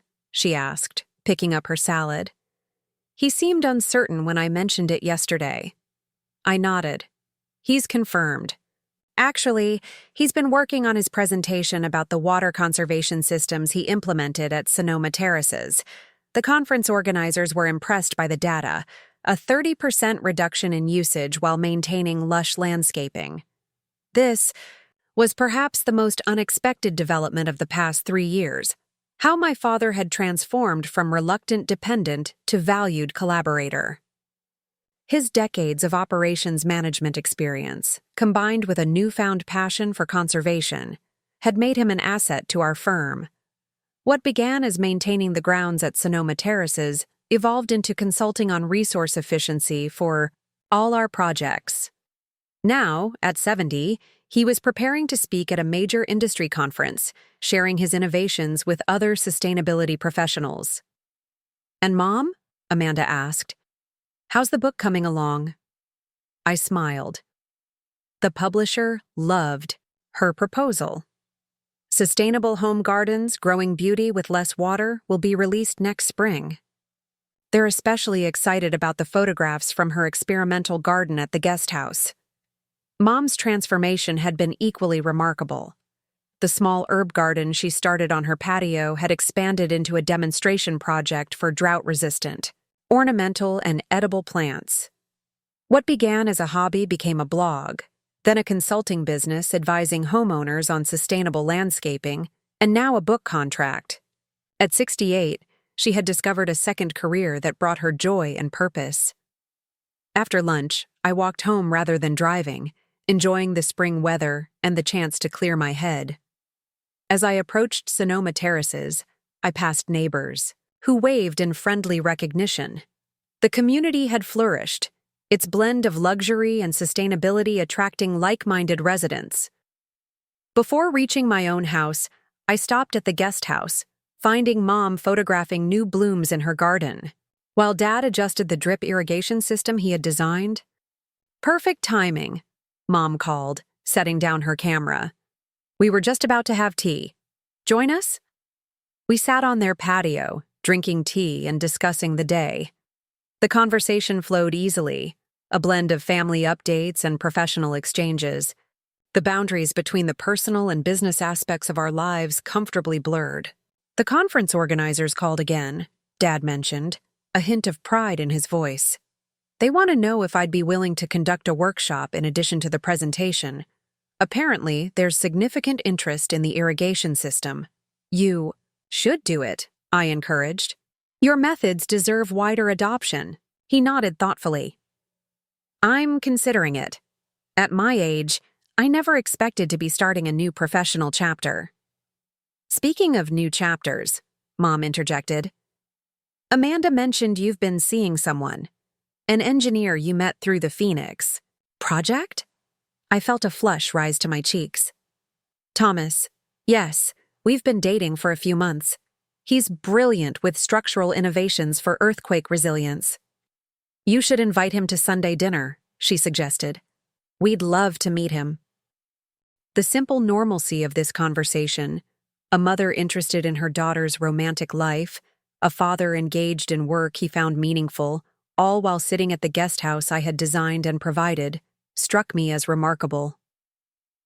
The journey, from that moment when they handed me a rental agreement for my childhood bedroom, to this point of balanced reciprocity, had been long and sometimes painful, but ultimately healing. Later that evening, as I worked in my home office, I received a text from Amanda. "Reservation confirmed for Mom and Dad's anniversary dinner next month. Private room at Vineyard Table, their favorite view." "Splitting the cost worked," I replied affirmatively, smiling at this small example of how our family dynamic had evolved. Amanda and I now collaborated naturally on family matters, sharing responsibilities, according to our abilities rather than prescribed roles or expectations. My phone rang, Thomas calling after his late meeting. "How was your day?" he asked warmly. "Productive. Busy." "Good," I replied. Actually, I had an interesting moment of reflection this afternoon. I found myself telling him about the journey our family had taken, from the inequality of my post-graduation days to the balanced relationship we now enjoyed. Thomas listened attentively, having heard pieces of the story before but never the emotional weight I found myself expressing. It's strange, I concluded. If you had told me 7 years ago, when I was sleeping in that tiny garage apartment, and counting every penny, that one day I'd own a luxury home where my parents lived in my guest house, I wouldn't have believed it. And if you'd said we'd all be happier and healthier for it, I'd have thought you were crazy. Life rarely follows the path we expect, he observed. Sometimes the detours lead to better destinations. After we hung up, I stood at my window looking toward the guest house, its warm lights glowing in the evening darkness. The reversal of our circumstances could have been merely an exercise in poetic justice. The formerly exploited daughter now holding power over those who had treated her unfairly. But we had collectively transformed it into something more meaningful, a recalibration of family bonds based on mutual respect and genuine care. My parents had charged me rent while letting my sister live free, a decision rooted in both favoritism and financial desperation. Now they lived in my guest house rent-free, contributing to our shared success in ways that honored their skills and preserved their dignity. The symmetry wasn't perfect, but perhaps that was the point. We weren't aiming for perfect reciprocal justice, but for a healthier balance that allowed each of us to be valued for who we were, not just what we could provide. As I turned from the window to review one last set of blueprints before bed, a design for an eco-community that would provide affordable, sustainable housing for seniors, I realized that the true architecture of my success wasn't found in buildings at all. It was in the careful, intentional redesign of relationships that had once been structurally unsound, now rebuilt with stronger foundations and room for everyone to thrive. 5 years had passed since my parents moved into the guest house. In that time, Winter's sustainable design had become an industry leader with projects across North America and growing interest from international clients.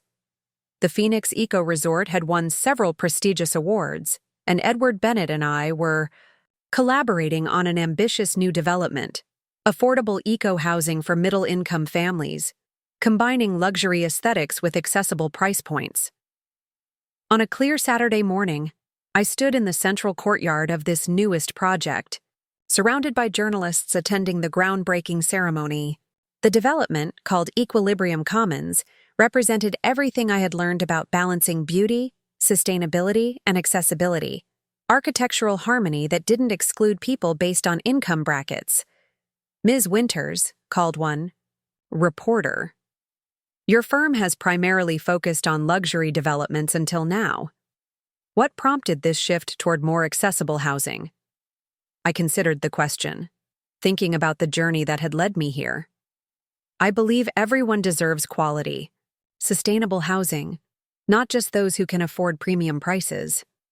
My own experience with housing insecurity early in my career taught me the importance of stable, dignified living spaces that don't compromise on quality or environmental responsibility.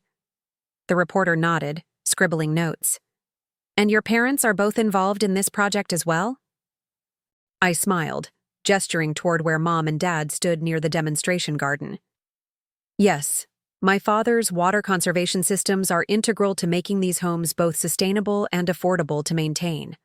And my mother has designed the community, garden spaces to be both beautiful and productive, with minimal water requirements.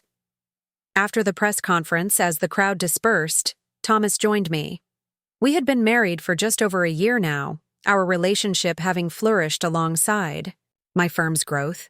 As an environmental structural engineer, he brought complementary expertise to my sustainable designs, our professional partnership as harmonious as our personal one. That went well, he said, slipping his arm around my waist.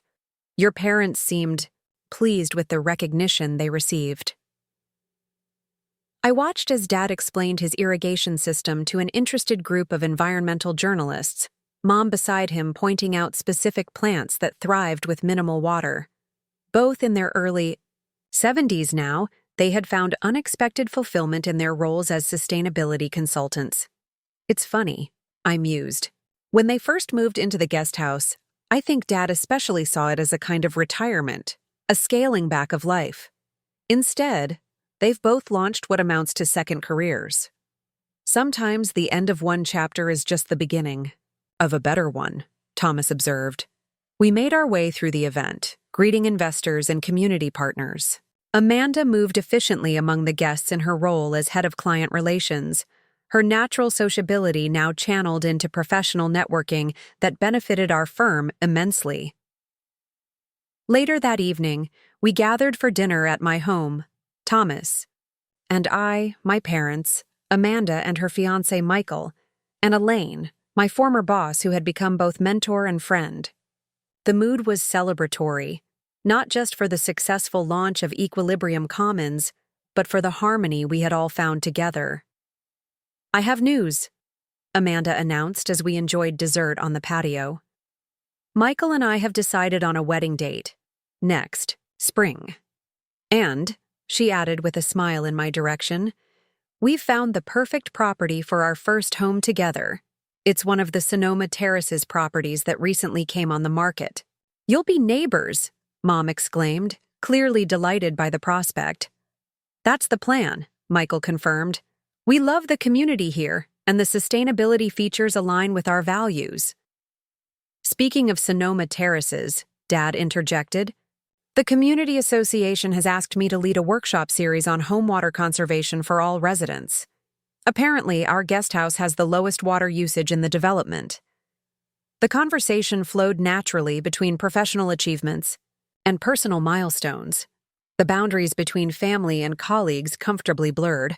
As I looked around the table, I felt a profound sense of gratitude for how far we had all come. After our guests departed, I found myself once again at my window, looking toward the guest house where my parents now lived such fulfilling lives. Thomas joined me, handing me a glass of wine. "Penny for your thoughts?" I leaned against him, considering how to articulate the complexity of my feelings. I was thinking about journeys, about how sometimes the hardest paths lead to the most meaningful destinations. "Your family's journey, you mean?" I nodded. When my parents handed me that rental agreement years ago, it felt like rejection, like they valued me less than Amanda. I couldn't have imagined then that the inequality would eventually lead us here, to a place where everyone contributes according to their abilities and receives according to their needs. "From each according to their ability, to each according to their needs," Thomas quoted. An ideal that rarely works in large systems but can flourish in families built on mutual respect. Exactly. The difference is, we had to learn it the hard way. The rent they charged me, the favoritism shown to Amanda, it could have permanently fractured our family. Instead, it became the catalyst for a complete restructuring of our relationships. Thomas considered this. "Do you think they see the parallels between how they treated you then and how you treat them now?" "I think they do," I said slowly. "But the key difference is that I never use my financial position to diminish them, the way they inadvertently diminished me. Their contributions are valued, their expertise respected. They're not just recipients of my charity, they're active participants in our shared success." The following day, I had a rare quiet moment alone with my father. We sat on his patio, discussing potential refinements to the irrigation system for Equilibrium Commons. "You know," he said during a lull in our technical conversation, "I've been reflecting a lot lately on how things have turned out." "How so?" I asked, curious about his perspective. "When we first moved in here, I saw it mainly in terms of what we'd lost, our independence, our status as providers rather than recipients. I couldn't fully appreciate what we were gaining." He gestured toward his workshop where detailed irrigation plans were spread across a table. "This second chapter has been more fulfilling than I could have imagined." "I'm glad," I said sincerely. "Your expertise has been invaluable to the firm." He nodded, then added with unexpected vulnerability, "I hope you know that I see the contrast between how we handled your return home after graduation and how you've handled our need for housing. You've been more generous than we deserved." It's not about deserving, I replied gently. It's about recognizing that family support shouldn't come with inequality attached. He reached over and patted my hand, a small gesture containing volumes of unspoken acknowledgement. We sat in comfortable silence, the vineyard stretching before us, both reflecting on the winding path that had led us to this moment of mutual understanding. As I prepared to leave, gathering my notes on the irrigation system, Dad walked me to my car. Your mother and I were talking last night, he said, about legacy, about what we'll leave behind when we're gone. I waited, giving him space to continue at his own pace. We realized that our most meaningful legacy isn't the house we lost or the possessions we've accumulated. It's the lessons our family learned together, sometimes painfully, about true reciprocity and respect. He smiled slightly. And, of course, your firm and the sustainable communities you're building. Our firm, I corrected gently. Winters is a family name, after all. As I drove home, I thought about legacy, about how the patterns we inherit can be transformed rather than merely repeated or rejected. The inequality I experienced had motivated me not toward vengeance but toward creating more balanced systems, both within our family and in the communities I designed. That, perhaps, was the most powerful reversal of all. 10 years had passed since my parents first moved into the guest house at Sonoma Terraces. A decade that had transformed not just our living arrangements, but the very foundation of our family dynamics. What began as a role reversal, the daughter who was once charged rent now becoming her parents' landlord, had evolved into something far more profound.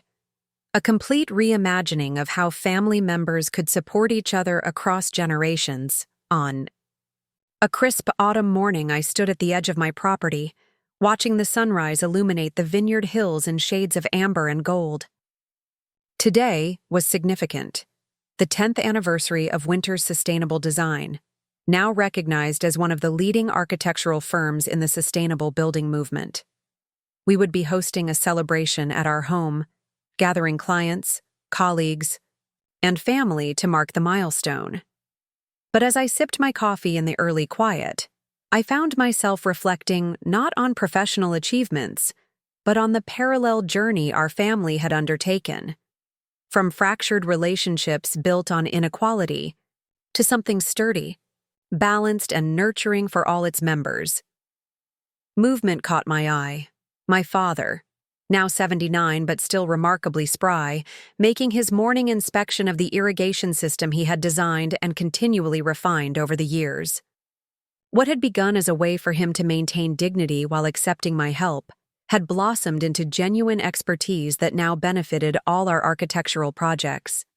His water conservation methods had been implemented in communities across 3 states, earning recognition from environmental organizations and saving millions of gallons annually. "You're up early," he called, noticing me watching from the terrace. "Big day," I replied, raising my mug in greeting. "Thought I'd enjoy the quiet before the chaos begins." He nodded understanding and made his way toward me, clipboard in hand. "Just finished checking the readouts.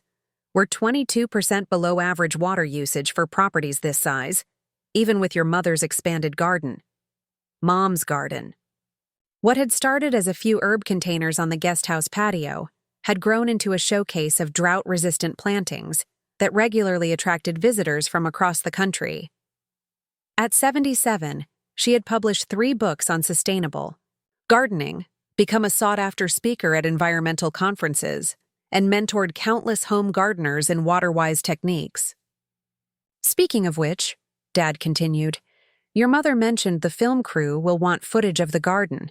She's been up since dawn, making sure everything looks perfect."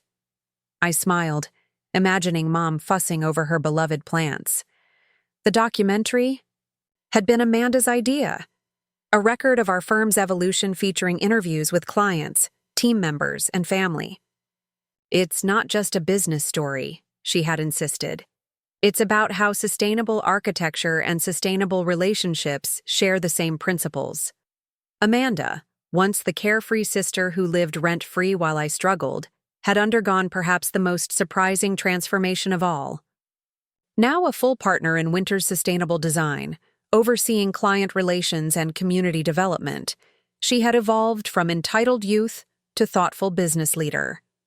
Her journey mirrored our family's larger evolution, from unexamined privilege to conscious reciprocity.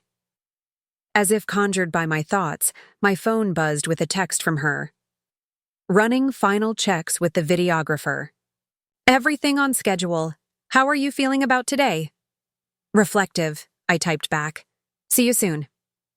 Heading inside, I found Thomas in our kitchen, coordinating with caterers while simultaneously reviewing last-minute changes to his presentation. My husband of 8 years had been my partner in both life and work, his expertise in environmental structural engineering complementing my sustainable design focus. Together, we had expanded Winter's sustainable design beyond individual buildings, to entire communities, each one advancing our vision of spaces that nurtured both planetary and human well-being. The twins are up and dressed, he reported, kissing my cheek as I entered. Elaine is practicing her welcome speech and Edward is rearranging the display models according to his own mysterious organizational system. I laughed, picturing our 7-year-olds, named for the 2 mentors who had changed the trajectory of my career, earnestly preparing for their roles in today's celebration. As long as they're ready when guests arrive. They take after their mother, Thomas observed with a smile. Perfectionists with a vision. As the morning progressed and preparations accelerated, I retreated briefly to my office, seeking a moment of quiet before the day's events. The walls displayed the tangible evidence of professional success, awards, project photographs, magazine features. But my attention was drawn to the family photos interspersed among them. Thomas and me on our wedding day, the twins as infants, Amanda and her husband Michael with their young son, my parents standing proudly in the garden they had created. A soft knock interrupted my reverie. Dad stood in the doorway, more formally dressed than usual in a blazer and tie, a leather portfolio tucked under his arm. "Do you have a moment?" he asked. "There's something I'd like to discuss before everyone arrives." "Of course," I gestured to the chairs by the window. "Everything okay?" He sat carefully, the slight stiffness in his movements betraying his age despite his otherwise vital appearance. "More than okay. That's actually what I wanted to talk about." From the portfolio, he withdrew a small leather-bound notebook, one I'd seen him writing in periodically over the years. "I've been keeping this since we moved into the guest house," he explained, running his hand over the worn cover. "A record of thoughts, observations, a way to process the changes in our lives." He opened it, turning to a page marked with a ribbon. 10 years ago today we moved in. I made an entry that evening after you and Amanda helped us unpack." He adjusted his reading glasses and read aloud. "Living in my daughter's guest house feels like the ultimate admission of failure. After a lifetime of providing for my family, I've become dependent on my child. The reversal seems cruel, a punishment, for choices I'm not sure I fully understand." The rawness of his words, the pain evident even a decade later, caught in my throat. "Dad," he held up a hand, "please let me finish." He turned several pages forward. 6 months later, I wrote this. "Jessica has invited me to consult on the irrigation systems for her new project. Not charity work, but genuine consultation. Based on my operations experience, for the first time since the move, I feel I might have something valuable to offer." Another page turn. 1-year mark. The water conservation workshop was oversubscribed. People actually want to hear what I have to say about sustainable systems. Caroline's garden is becoming a local attraction. We're building something here that we never imagined possible. He continued through selected entries that tracked their journey, from reluctant dependents to valued contributors, from recipients of charity to partners in a shared vision. The progression was remarkable. Hurt and resentment gradually giving way to purpose, then pride, then profound fulfillment. He paused at an entry from the 5-year mark. Today, I overheard Jessica explaining my irrigation system to a client. Not as her father's hobby, but as an integral, innovative component of the firm's approach to sustainability. I realized that I've become more than just her dependent father. I've become a colleague of sorts. The distinction matters more than I can express. Finally, he turned to the most recent entry, dated just yesterday. 10 years in the Guesthouse. That became a home. 10 years of second chances and unexpected purpose. I understand now what Jessica tried to tell me that first day, that true family support isn't about hierarchy or control, but about creating space for each person to contribute what they can and receive what they need. The reversal that once seemed like punishment has become the greatest blessing of my later years. He closed the notebook and looked up at me, eyes bright with emotion. I've had this bound into a proper book.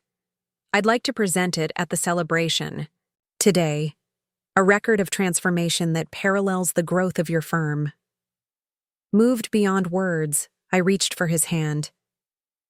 Dad, I don't know what to say. You don't need to say anything, he replied gently. Just know that your mother, and I have come to understand, perhaps better late than never, the inequality we once perpetuated, and we're profoundly grateful for the more balanced model you've created, not just in our family, but in your approach to architecture and community building. He hesitated, then added with newfound vulnerability. When we charged you rent while letting Amanda live free, we told ourselves it was about teaching you responsibility. But looking back, I can see it was really about power, maintaining our authority in a way that felt comfortable and familiar. We never considered how it undermined your sense of belonging, your feeling of being equally valued. This direct acknowledgement of the core injury, the inequality that had driven me from their home and ultimately led to my independent success, felt like the closing of a long open wound. Not erasing the past, but finally seeing it clearly together. Before I could respond, we heard the sounds of the first guests arriving. Dad stood, tucking the notebook back into his portfolio. We should join the others, but I wanted you to know, privately first, how deeply we appreciate the path you've created for all of us. The celebration unfolded beautifully throughout the day. Over 100 guests filled our home and grounds, clients, colleagues, friends, and family. Edward Bennett, now in his 80s but still sharp as ever, had flown in specifically for the occasion. Elaine, my former boss and mentor from Meridian, chatted animatedly with younger architects from our firm.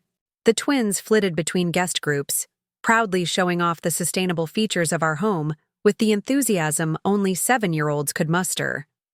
A display near the entrance showcased models of our most significant projects, from the Phoenix Eco-Resort that launched my independent career to our latest initiative, a network of sustainable communities designed specifically for multi-generational living. Beside each model were photographs of the completed buildings and testimonials from residents about how the spaces had transformed their daily experiences. After lunch was served on the terrace overlooking the vineyards, Amanda called for everyone's attention, stepping onto a small platform we had arranged for presentations. As many of you know, she began, Winter's sustainable design began with a single project and a radical vision. That luxury and sustainability could coexist. That beauty and responsibility weren't mutually exclusive. She gestured toward me. My sister Jessica saw possibilities where others saw compromises. But what many don't know is that the philosophy behind our firm, the commitment to balance, equity, and mutual support, grew from our family's own complicated journey. Dad stepped forward then, the bound version of his notebook in hand. Which is why I'd like to present this first edition of Reversal of Fortune, Finding Purpose in Life's Unexpected Turns. It chronicles our family's transformation, alongside the growth of Winter's sustainable design. Murmurs of interest rippled through the crowd as he continued. 10 years ago, my wife Caroline and I moved into the guest house on this property, not by choice but by necessity. After a lifetime of seeing ourselves as providers, we found ourselves in need. The daughter we had once charged rent to live in, her childhood bedroom, while her sister lived free, was now offering us housing at no cost. A hush fell over the gathering as the personal nature of his revelation registered. The irony wasn't lost on any of us. He acknowledged with a rueful smile. What could have been a story of poetic justice or bitter resentment instead became a lesson in true reciprocity.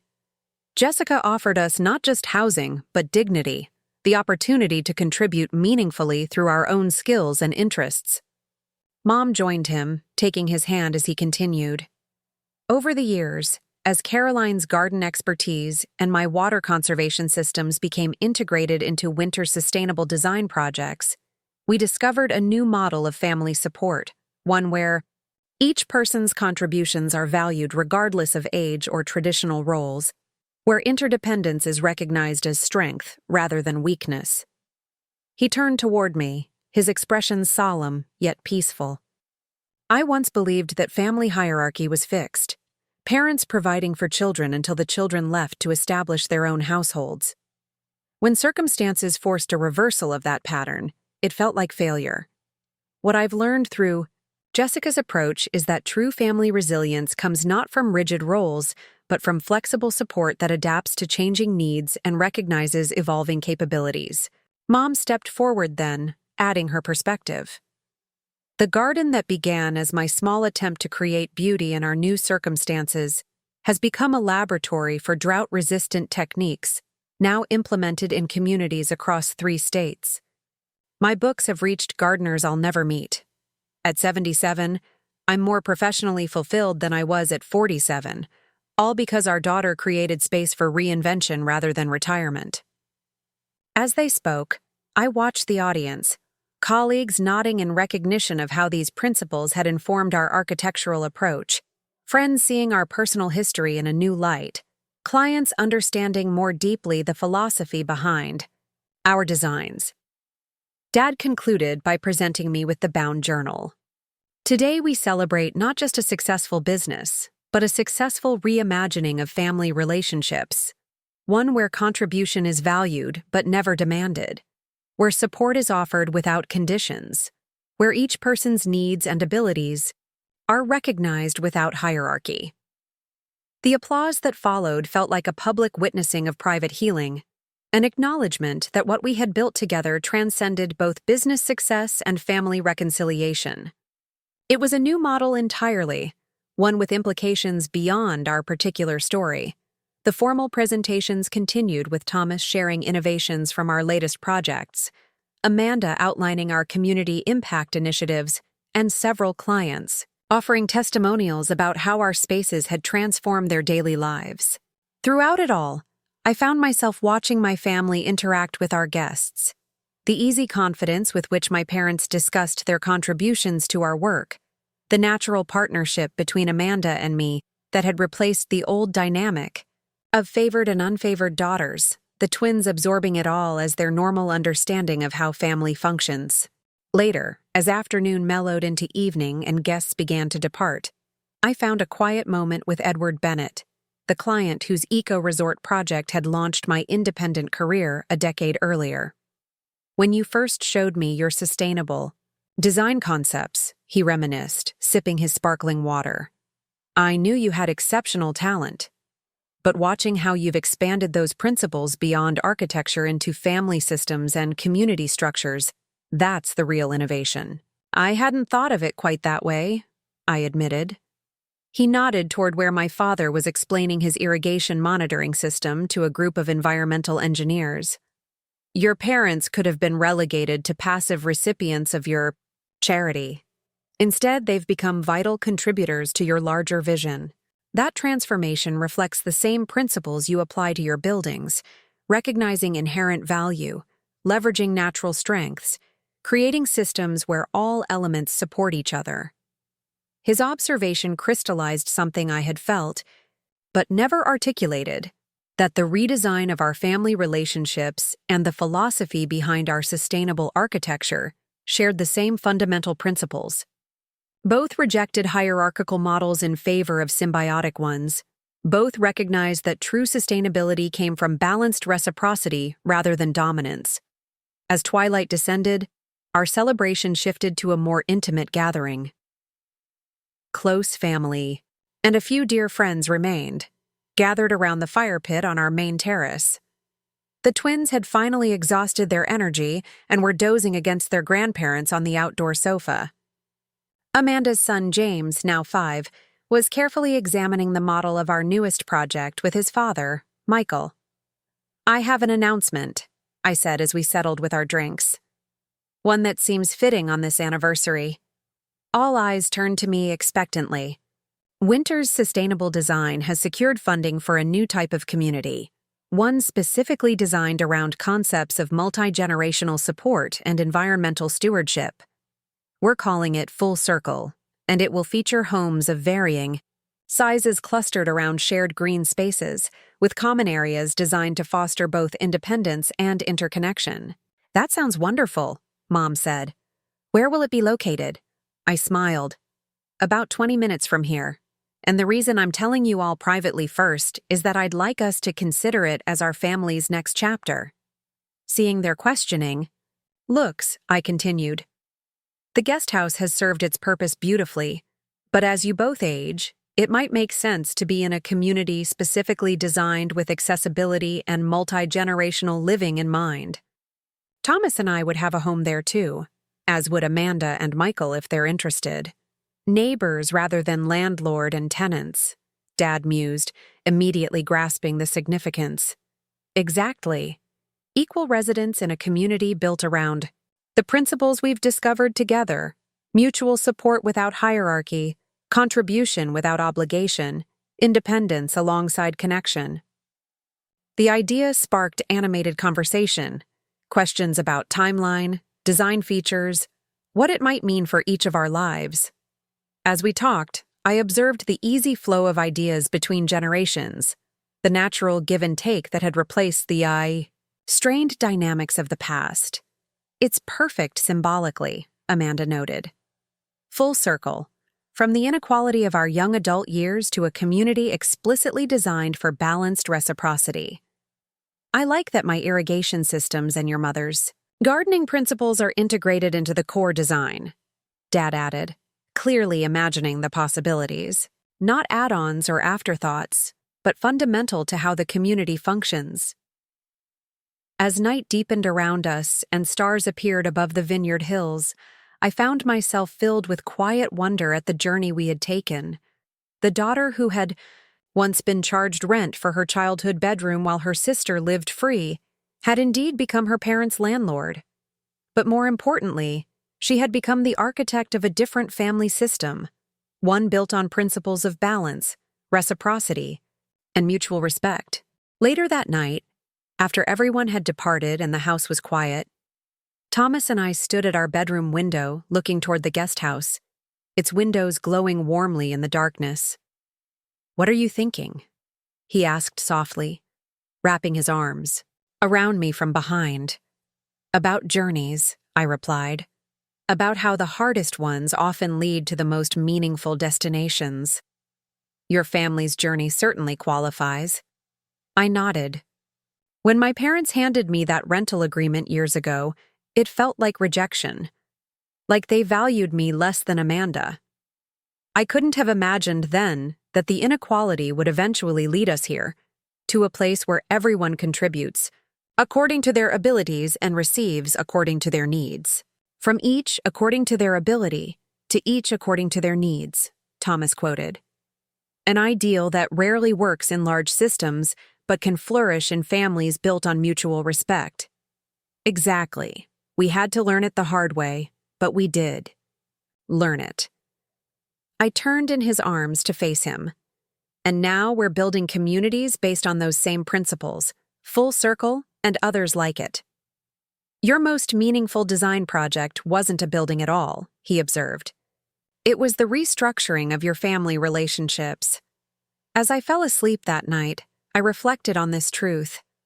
The daughter who had once been charged rent while her sister lived free had, through a twist of fate and deliberate choice, created a different model of family support, one that would shape not just our lives, but potentially those of the communities we designed and built. The patterns that had caused such pain in my own youth would not be repeated, not because they had been forgotten, but because they had been consciously transformed into something stronger, more flexible, and ultimately more sustaining for everyone involved. Full circle indeed, not in returning to where we began, but in creating something entirely new from the lessons of the past. Looking for more? We've got 2 amazing stories ready for you right on screen. If this one touched you, these are absolutely worth your time. Click to watch them now. And hey, subscribe and hit that bell to never miss our latest uploads.